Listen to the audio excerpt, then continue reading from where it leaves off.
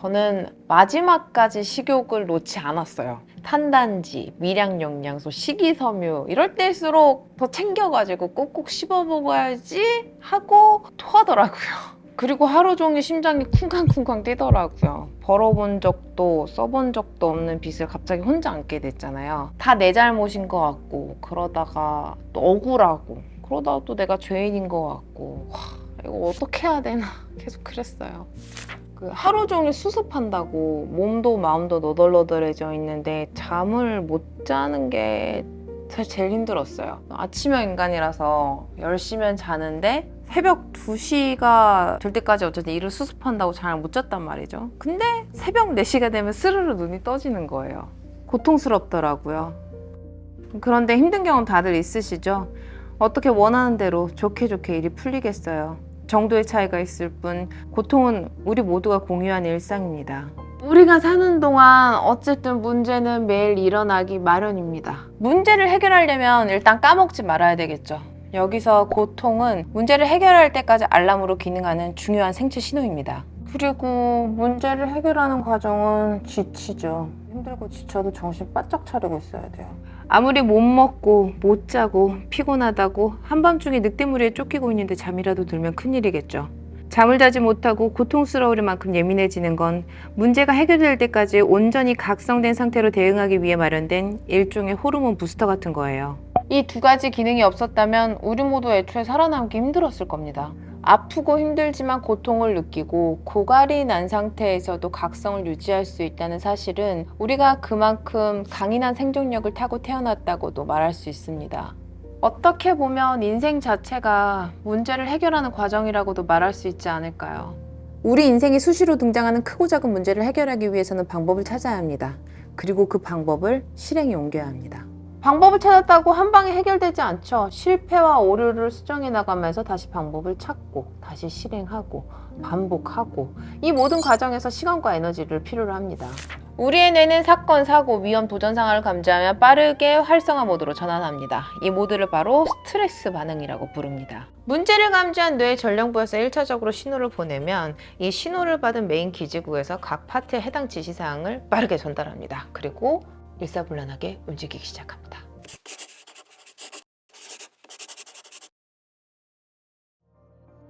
세포 단위까지 에너지를 공급하는 수단은 피, 혈액입니다. 그리고 이 혈액의 흐름을 조절하는 게 바로 심장이고요. 문제 해결을 위해서 에너지 요구량이 높아지니 심장도 당연히 더 크고 빠르게 뛰어서 이 에너지 흐름을 늘려줍니다.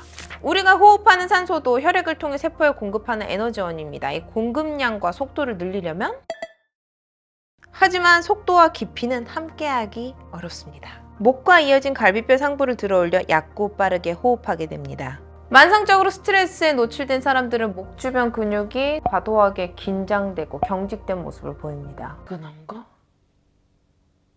현관 센서 등은 사람이 있으면 불이 켜지죠. 근육에도 적절한 타이밍에 힘을 주고 빼기 위한 센서가 있어요. 스트레스 모드가 되면 이 센서에 계속 긴장 신호를 줘 언제든 도망가고 싸울 수 있게 대비를 해놓죠.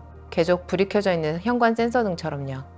이 모든 스트레스 반응의 궁극적인 목적은 빠르게 에너지를 끌어와 움직이기 위해서입니다. 지금이야 사냥이나 열매를 따서 끼니를 떼온다 하면 다큐에서나 보고 감도 오지 않지만 끼니는 배달되거나 마트에서 진열돼 있지 않았습니다. 뭐라도 굶지 않고 입에 넣으려면 부지런히 움직여야 했고 도망을 가든 싸우든 우리는 움직여서 살아가고 움직여서 살아남았습니다. 그렇기 때문에 우리 뇌에 각인된 문제 해결 방식 역시 움직임을 기준으로 설계되었고 스트레스 반응의 본질은 움직이기 위한 에너지 동원에 있는 거죠. 다르게 표현하자면 우리 몸의 오랜 위기 대응 프로그램은 일단 급전을 땡겨서 사고로 수습하는 방식으로 설계되어 있다는 뜻입니다.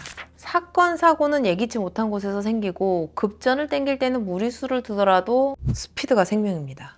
제 얘기하는 게 아닙니다. 문제는 급전을 잘못 쓰면 원금보다 갚아야 할 이자가 더 불어난다는 게 제 얘기하는 게 아닙니다.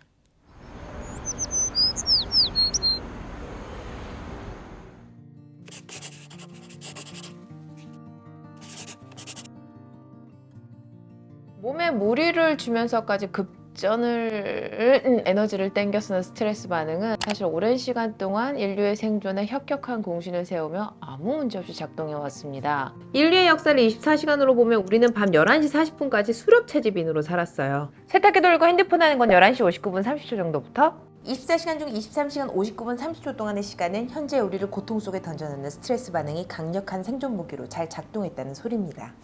그 당시 인간종은 먹잇감을 쫓기도 하였으나 반대로 먹잇감이 되어 쫓기기도 했고 무리를 지어서 평화롭게 어울려 살았지만 반대로 남의 무리를 도둑질하고 멸종시키는 호전적인 존재이기도 했습니다. 인류 역사 내내 문제가 있다, 위험하다라고 판단되는 순간은 목숨이라는 판돈을 걸고 짧게는 몇 분, 길게는 한두 시간 안에 성패가 판가름이 났었거든요. 적당히 대비하다 삐끗하면 이게 날아갔어요.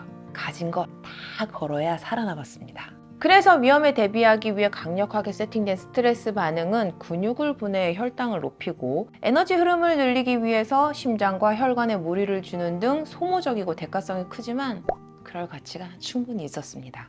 대부분의 위기사항은 살아남기만 한다면 어쨌든 단기전으로 끝났고 강력한 위기 대응 프로그램만큼 우리에겐 그만큼 강력한 충전, 복구 프로그램이 내장되어 있었거든요. 다들 경험 있으시죠? 뜨밤을 보내고 기절하듯이 잠이 들고 결혼, 이사 같은 큰 행사를 치르고 나서 평소보다 아구아구 먹고 기절하듯이 잠이 들고 말이죠. 전 주짓수 하고 나면 이래요. 이게 바로 우리 몸의 강제 회복 모드의 대표적인 예입니다. 근데 이 회복 모드가 우리가 원한다고 마음대로 작동하는 게 아니에요. 심장아 나대지 마! 라고 심박수가 떨어지던가요? 좀 자! 라고 자지던가요? 나라는 몸을 온전히 운영하기 위해서는 체온, 심박, 혈액산성도, 호흡량 등 우리가 헤아릴 수도 없는 수많은 리스트들이 복잡하게 상호작용되면서 통제되어야 합니다. 어디서? 의식의 밖에서. 이 수많은 세부사항들을 의식의 영역에서 조절을 해야 된다면 컵을 들고 말을 하는 이 간단한 동작조차 아무것도 할 수 없을걸요? 호흡량은 얼마나, 근육은 얼마나 힘을 주고, 눈은 언제 깜빡이고. 위험을 감지하고 자동으로 스트레스 모드가 발동하듯이 회복 모드 역시 의식이 통제할 수 없는 영역에서 사전 조건화된 자동화 프로그램에 의해서 의지와 상관없이 개시됩니다. 그 프로그램이 켜고 꺼지는 핵심 조건이 바로 심박수예요. 심박수는 심장이 뛰는 횟수죠. 심장이 뛰는 횟수는 혈류량, 곧 에너지 동원 레벨을 뜻합니다. 안정시보다 심박수가 높은 상태를 계속 유지하고 있다는 뜻은 사냥감을 쫓거나 먹고 살기 위해서 뭔가 하고 있다는 뜻이겠죠? 만약 내 심박수가 최대 심박수에 가깝게 미친듯이 뛰고 있다. 이건 내가 사냥감이 됐거나 지금 큰일이 났다. 죽고 죽이는 기로에서 엄청 중요한 일이 일어나고 있다는 뜻이에요. 최대 심박수로 뛰면 사실 얼마 못 가죠. 최대 심박수로 계속 뛰면 죽습니다. 적당히 높게 1시간을 뛰든 최대 심박수에 가깝게 10분을 뛰든 심장이 쿵쿵쿵쿵 뛰다가 다시 안정시 심박수로 돌아갔다? 이 의미는 살아남았다, 문제를 해결했다, 임무를 완수했다. 하지만 뭐가 됐건 바로 전 상황에서 에너지 소모가 크다라는 전제하에 뇌는 빠르게 회복 모드로 강제 전환을 시킵니다. 이걸 활동을 관장하는 교감신경 모드에서 회복과 충전을 관장하는 부교감신경 모드로 전환됐다고 표현합니다. 생식과 소화, 수면, 성장, 세포 수성, 근육 합성 모두 여기에 해당됩니다. 그러니까 위기 대응 모드도 회복 모드도 프로그램의 조건을 충족시키기만 하면 오랜 유전 프로그래밍에 따라 강제 개시됩니다. 사자가 쫓아왔든 믿었던 외부인이 돈을 빼돌리든 뇌는 의지랑 상관없이 동일한 위기 대응 프로그램을 가동시키는 거죠. 문제는 사자가 쫓아오든 내가 사자를 잡든 이 경우에는 심박수라는 생체 신호가 작용해 심박수가 안정화되고 나면 자연스럽게 회복 모드로 돌아가지만 정신적인 문제로 위기 대응 프로그램이 가동됐을 때는 적재적소에 회복 모드로 돌아갈 종료 신호가 없다는 점입니다. 밥 먹고 올게요. 밥 먹고 왔습니다. 저희 고양이 보고 가실게요. 자, 저 같은 경우에는요, 빚 갚고 조서 쓰는데 몸을 쓰는 게 아니잖아요. 사람 만나 얘기하고 가만히 앉아서 머리만 굴리면 되는데 제 오랜 위기 대응 시스템은 긴급 경보를 울리고 요란한 호르몬 지령을 몸 곳곳에다 뿌려댑니다. 심장은 두근두근 어디든 뛰쳐나가야 될 것 같은데 문제 해결을 위한 제 최선은 가만히 앉아서 서류를 정리하는 일이었어요. 그렇다고 진짜 가만히 있으면 또 안 돼요. 아무리 필요 없다고 쳐도 급전을 땡겼으면 이걸 또 빨리 해결을 해야 됩니다. 어떻게요? 운동을 통해서요. 어떤? 최대 심박수를 찍는 운동을 통해서. 장기적인 위기 대응 모드, 에너지 활성화로 소모되고 있는 내 몸을 인위적으로라도 격렬하게 움직여서 강제 회복 모드로 전환시켜야 합니다. 비록 정신적인 위기라도 치열하게 해결책을 찾기 위해서는 시간이 필요하고 에너지가 필요합니다. 장기적으로 견디고 버틸 수 있도록 더 수시로 회복하고 충전시켜 놔야 합니다. 그런데 어떻게 최대 심박수를 찍냐고요? 온몸이 겁나 힘들면 됩니다. 최대 심박수 가까이 찍는 운동의 조건은 우선 온몸의 근육을 써야 하고 가동 범위가 커야 하고 같은 동작이 반복되어야 합니다. 운동 시간 자체가 길지 않더라도 최대 심박수 가까이 올리는데 시간이 걸리죠. 지속할 수 있어야 합니다. 자, 반복적이면서 겁나 힘든 운동들이 뭐가 있을까요?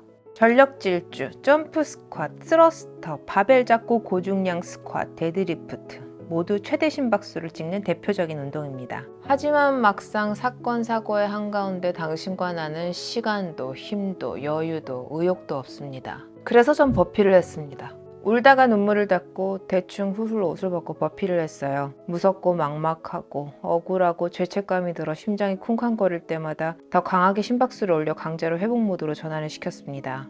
빚을 갚으려면, 이 힘든 시간을 견뎌내려면 전 더 많은 에너지가 필요했고 반드시 회복을 해야 했습니다. 가장 확실한 회복과 충전은 잠입니다. 밥이 안 넘어가면 솔티드의 3분의 1이라도 먹으면서 끼니 간격을 맞춰 잘 먹이고 잘 입히고 잘 재우고 그러다가 또 울다가 눈물을 훔치고 버피를 했어요. 이번 버피는 짧고 굵게 최대 심박수를 찍고 강제 회복 모드로 전환하는 게 목적이었지만 무슨 운동이든 하면 기분이 좋아지잖아요. 움직여서 굶주리면서 벗어나고 위험에서 벗어나기 위해 뇌에서 뿜뿜했던 도파민, 세로토닌, 노르에피네프린 같은 신경 전달 물질은 목적이 뭐가 됐건 자동화 프로그램에서 움직임이라는 조건을 충족시키면 신경생물학적인 보상으로 우리의 기분을 즐겁게 좋아지게 만들어줍니다. 그 신경생물학적 보상을 원동력으로 최대 심박수로 강제 전환되는 회복 모드로 저는 잘 먹고 잘 자고 열심히 고민하고 어디 도망가지 않으면서 열심히 빚을 까고 이 영상을 찍고 있습니다. 별로 고통스럽지 않은 순간에는 그 자체에 감사하고 그렇지 못한 순간에는 마음을 다잡고 우리 안에 장착되어 있는 스트레스 반응을 통해 문제 해결을 하고 적절한 움직임을 통해 충전과 회복 모드를 가동시켜서 우리 고통스럽지만 행복하게 아프지만 씩씩하게 함께 살아나가 봅시다.